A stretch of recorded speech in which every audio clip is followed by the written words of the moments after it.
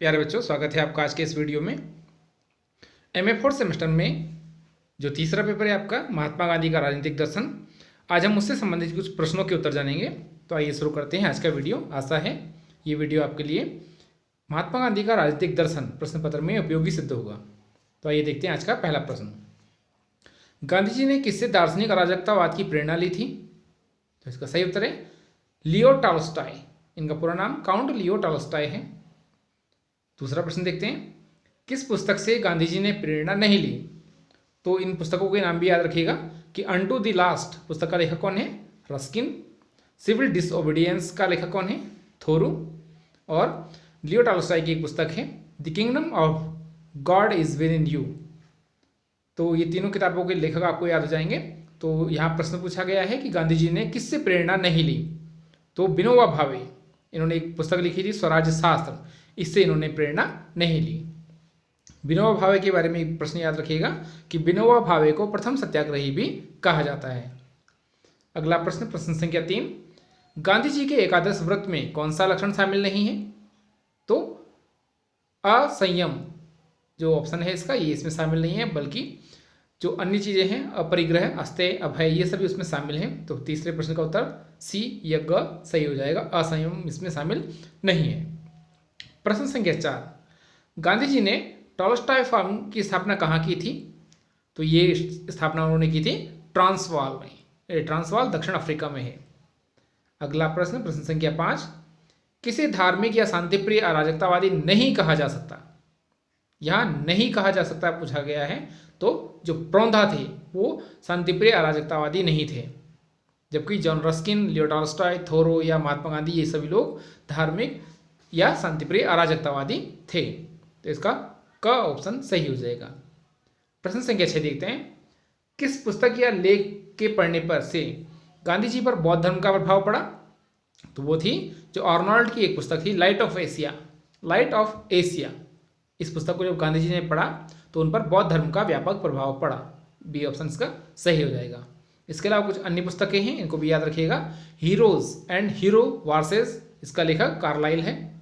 Salt की एक पुस्तक है ए प्ली फॉर वेजिटेरियनिज्म, और एक टॉल्स्टॉय की फिल्म वो है पुस्तक है ब्रेड लेबर। तो कई बार पुस्तकें भी पूछी जा सकती हैं कि किस पुस्तक का लेखक कौन है, तो इनको भी आप थोड़ा ध्यान में रखिएगा। आइए देखते हैं आज का अगला प्रश्न। प्रश्न संख्या 7, आध्यात्मिक संकट की घड़ी में गांधी जी ने किसके विचारों में शरण ली? तो ये थे रायचंद भाई, इनके विचारों में इन्होंने शरण ली। प्रश्न संख्या 8 है, क्रिश्चियनिटी एंड पेट्रियटिज्म किसका लेख था जिसने गांधी जी को प्रभावित किया? तो ये जो लेख था ये था लियो टॉल्स्टॉय का। इसका डी ऑप्शन या घ सही हो जाएगा। अगला प्रश्न देखते हैं, प्रश्न संख्या 1, किस विदेशी ने हिंद स्वराज को अत्यंत शक्तिशाली रचना कहा? तो इसका सही उत्तर था आयरिन रॉथबोन ने। अगला प्रश्न देखते हैं, दक्षिण अफ्रीका में गांधी ने किस अखबार का संपादन किया था? तो ये था इंडियन ओपिनियन। आपको याद रखना है, इंडियन ओपिनियन का संपादन कहाँ किया गया था? दक्षिण अफ्रीका में। और किसने किया था? महात्मा गांधी ने।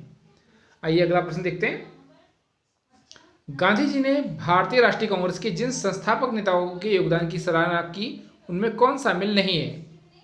तो जो दादा भाई नौरोजी हैं, बदरुद्दीन तैयब जी हैं, गोपाल कृष्ण गोखले हैं, इन सब की इन्होंने बहुत तारीफ की है, प्रशंसा की है। लेकिन बाल गंगाधर तिलक, इनकी इन्होंने प्रशंसा नहीं की क्योंकि ये उग्रवादी नेता थे। जो उग्रवादी विचारधारा के नेता थे उसमें मुख्य रूप से लाल बाल पाल का नाम लिया जाता है। लाल से लाला लाजपत राय, बाल से बाल गंगाधर तिलक और पाल से विपिन चंद्र पाल, ये सभी उग्रवादी विचारधारा के समर्थक थे। तो गांधी जी इनसे सहमत नहीं थे। अगला प्रश्न, प्रश्न संख्या 4, गांधी जी ने किसके अप्रत्यक्ष प्रतिरोध के सिद्धांत की तुलना में अपने सत्याग्रह के सिद्धांत को मूलतः विपरीत पाया? तो निष्क्रिय प्रतिरोध या अप्रत्यक्ष प्रतिरोध का जो सिद्धांत था वो श्री अरविंदो का था, और गांधी जी ने इसको अपने सत्याग्रह के बिल्कुल विपरीत पाया। अगला प्रश्न देखते हैं, गांधी जी के हिंद स्वराज्य में किस विषय का स्थान नहीं है? तो इसमें न्याय व्यवस्था का जो सिद्धांत है वो इसमें इन्होंने प्रतिपादित नहीं किया है, जबकि हिंद स्वराज में स्वराज, भारतीय सभ्यता तथा अप्रत्यक्ष प्रतिरोध का इन्होंने जिक्र किया है।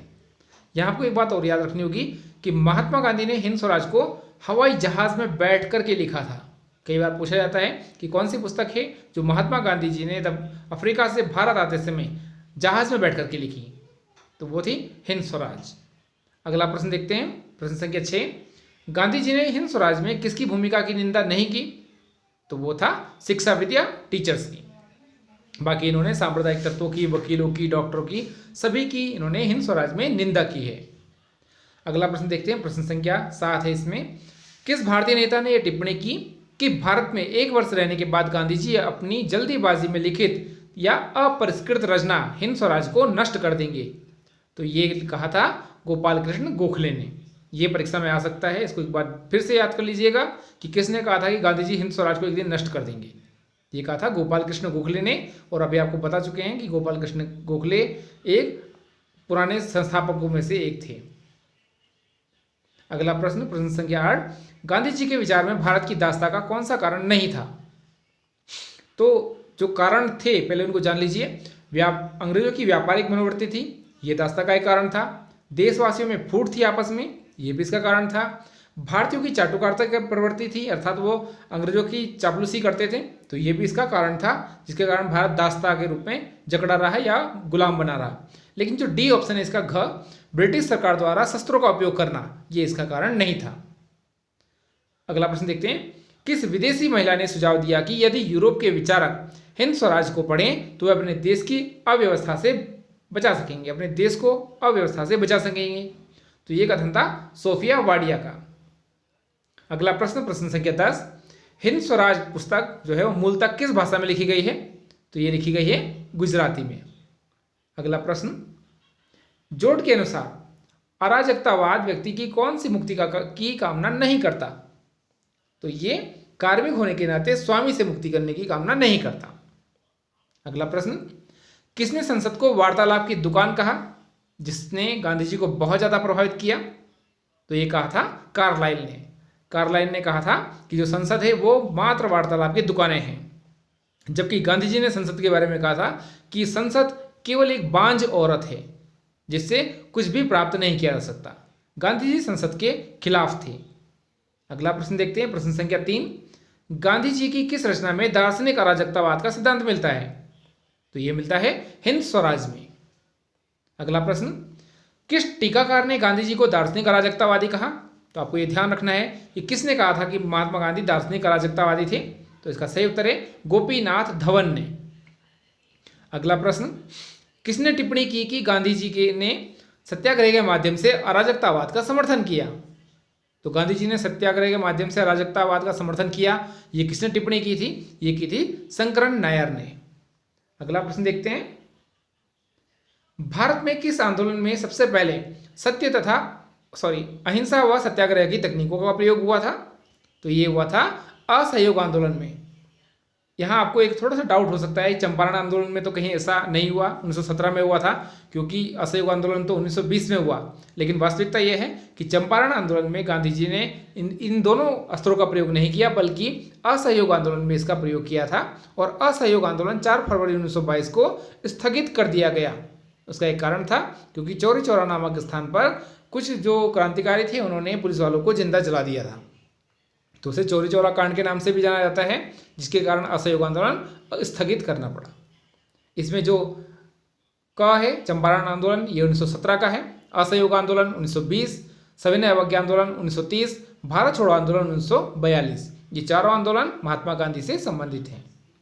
अगला प्रश्न देखते हैं, असहयोग आंदोलन के कार्यक्रम में किसके बहिष्कार का बिंदु नहीं था?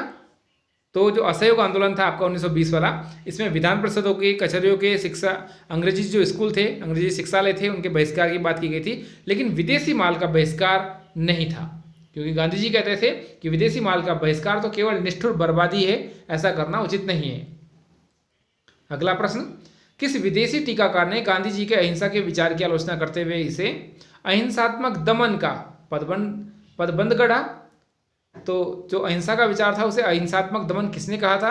तो ये कहा था CM केस ने। अगला प्रश्न, प्रश्न संख्या 4, महात्मा गांधी नामक पुस्तक का लेखक कौन था? तो ये थे रोमने रोला। अगला प्रश्न, प्रश्न संख्या 5, अहिंसा व सत्याग्रह की तकनीकों का प्रयोग करने में कौन सा तत्व समाहित नहीं है? तो वो था विजय की लालसा, जबकि इसमें सत्य, अहिंसा, जो सत्याग्रह है इसमें आत्मशुद्धिकरण करना बहुत आवश्यक है, सत्य पर डटे रहना आवश्यक है। इसके अलावा करने वाली की क्षमता, जो करने वाला व्यक्ति है उसकी क्षमता इसमें समाहित होती है। अगला प्रश्न देखते हैं, सत्याग्रह रोक देना चाहिए था यदि हिंसा भड़कने का भय हो। ये गांधी जी का कथन है, यदि हिंसा भड़कने का भय हो तो सत्याग्रह को रोक देना चाहिए। और इसका उदाहरण अभी हमने बात की, जो असहयोग आंदोलन था 1922 में, इसको रोक दिया गया था क्योंकि चौरी चौरा में हिंसा भड़क गई थी और पुलिस वालों को जिंदा जला दिया गया था। अगला प्रश्न, किस भारतीय लेखक ने गांधी जी के सत्याग्रह के सिद्धांत की सीमाओं या दुर्बलताओं को इंगित किया?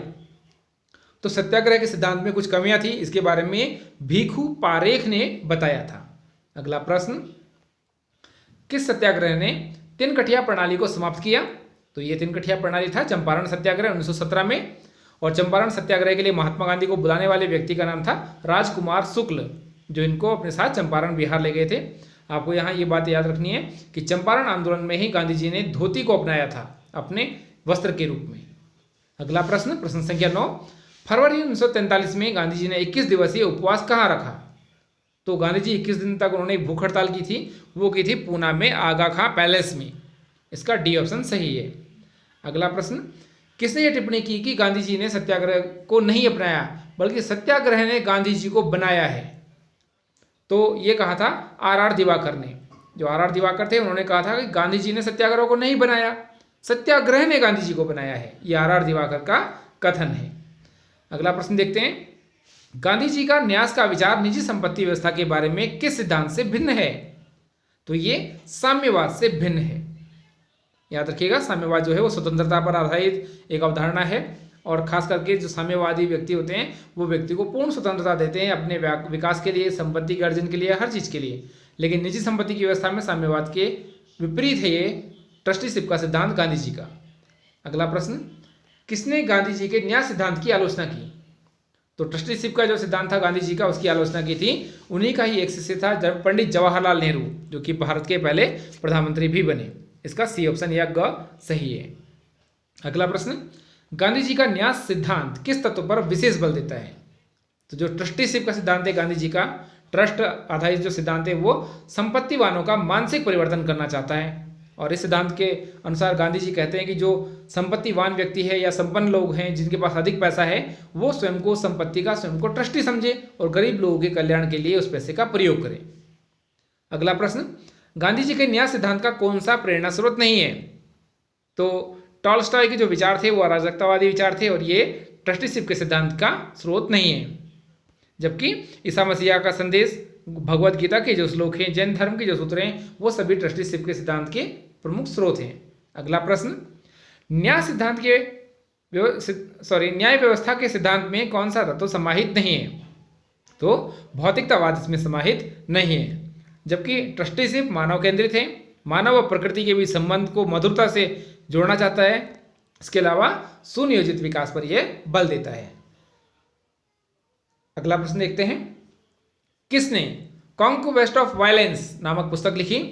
तो ये थे जे.वान बॉन्डुरेंट। याद रखिएगा, कॉन्क्वेस्ट ऑफ वायलेंस ये पुस्तक पूछी जा सकती है। जे.वान बॉन्डुरेंट ने इस पुस्तक को लिखा है। अगला प्रश्न, प्रश्न संख्या 2, गांधी जी के किस विचार में या किस विचार से सामुद्रिक तरंगों के सिद्धांत का संबंध है? तो जो सामुद्रिक तरंग सिद्धांत है इसका संबंध अंतरराष्ट्रीयवाद से है। प्रश्न संख्या 3, गांधी जी का रामराज का विचार किस सिद्धांत पर आधारित है? तो जो गांधी जी राम राज्य की कल्पना करते हैं वो अराजकतावाद पर आधारित है। अगला प्रश्न, गांधी जी के रचनात्मक कार्यक्रम में कौन सा बिंदु शामिल नहीं था? तो वो था विदेशी वस्तुओं का बहिष्कार। अभी हमने बात की कि गांधी जी ने कहा था कि विदेशी वस्तुओं की जो बर्बादी है वो ठीक नहीं है। अगला प्रश्न, गांधी जी के सुझाव पर हरिजन सेवक संघ की स्थापना किसने की थी? तो हरिजन सेवक संघ की स्थापना की थी घनश्याम दास बिरला ने, जबकि हरिजन शब्द का प्रयोग किया था महात्मा गांधी ने। और हरिजन जो पत्रिका है उसका संपादक भी महात्मा गांधी ही थे। अगला प्रश्न देखते हैं, गांधी जी के अनुसार आधुनिकता में कौन सी विशेषता नहीं है? तो बुद्धिमत्ता पर ज्ञान का आवरण होना ये इसकी आधुनिकता की विशेषता नहीं है। जबकि वैज्ञानिक दृष्टिकोण आधुनिकता की विशेषता है। नियमों का सम्मान करने हेतु नई संस्कृति ये भी आधुनिकता की विशेषता है। भौतिक वस्तुओं पर मानव का बढ़ता हुआ नियंत्रण ये भी आधुनिकता की विशेषता है। अगला प्रश्न देखते हैं, साधनों की शुद्धता के बारे में गांधी जी का विचार किससे प्रेरित है? तो ये हेनरी डेविड थोरो से प्रेरित है। अगला प्रश्न, किस प्रयोजन में गांधी जी को वांछित सफलता नहीं मिल सकी? तो सांप्रदायिक एकता स्थापित करने में गांधी जी को सफलता नहीं मिल सकी, जिसके कारण अंत में भारत और पाकिस्तान के रूप में 2 राष्ट्रों का निर्माण हुआ। अगला प्रश्न देखते हैं, किसका सर्वोदय ज्ञान शाखा से संबंध नहीं है? तो महात्मा गांधी, आचार्य विनोबा भावे तथा जयप्रकाश नारायण, इन सभी का सर्वोदय से संबंध है, जबकि जवाहरलाल नेहरू का सर्वोदय से संबंध नहीं है। अगला प्रश्न देखते हैं, किसने a picture of Sarvodaya social order नामक एक पुस्तक लिखी? तो a picture of Sarvodaya social order जो पुस्तक थी, इसका लेखक थे जयप्रकाश नारायण। अगला प्रश्न, जयप्रकाश नारायण द्वारा कल्पित पंचायत तंत्र में कार्यकर्ताओं की भर्ती किस प्रकार होगी? तो जेपी नारायण के अनुसार ये भर्ती सर्वसम्मति के आधार पर चयन के द्वारा होनी चाहिए। इसका डी ऑप्शन सही है। अगला प्रश्न, किसे लोक नीति की विशेषताओं में नहीं गिना जा सकता? तो प्रतिनिध्यात्मक जो लोकतंत्र है, इसे लोक नीति की विशेषताओं में नहीं गिना जा सकता, जबकि सत्ता का त्याग करना, सत्याग्रह से सत्ता के दुरुपयोग को रोकना, राजनीतिक आध्यात्मिकरण करना, ये सभी लोक नीति की विशेषताओं में गिने जाते हैं। इसका सी ऑप्शन सही है, प्रतिनिधि लोकतंत्र। अगला प्रश्न, किसने यह आशा की कि किसी दिन मार्क्सवाद सर्वोदय में मिल जाएगा? तो ये कल्पना की थी आचार्य विनोबा भावे ने। तो प्यारे बच्चों, आशा है आपके लिए ये वीडियो उपयोगी सिद्ध होगा। अगर आपको ये वीडियो पसंद आए तो इसे लाइक, शेयर, सब्सक्राइब जरूर कीजिएगा, और जिन बच्चों का पेपर है उनको भी ये अवश्य भेजिएगा। और अगर आपको कमेंट करने हो तो कृपया सार्थक कमेंट कीजिएगा, कुछ निगेटिव कमेंट इसमें नहीं करना, क्योंकि सभी लोग इसको पढ़ते हैं। तो थोड़ा कमेंट करने से बचिएगा। अगर कोई समस्या हो तो सीधे सीधे आप मुझको व्हाट्सएप नंबर पर कॉल कर सकते हैं। आज के लिए इतना ही। आशा है कल का पेपर आपका बहुत अच्छा जाएगा। आज के लिए इतना ही। धन्यवाद।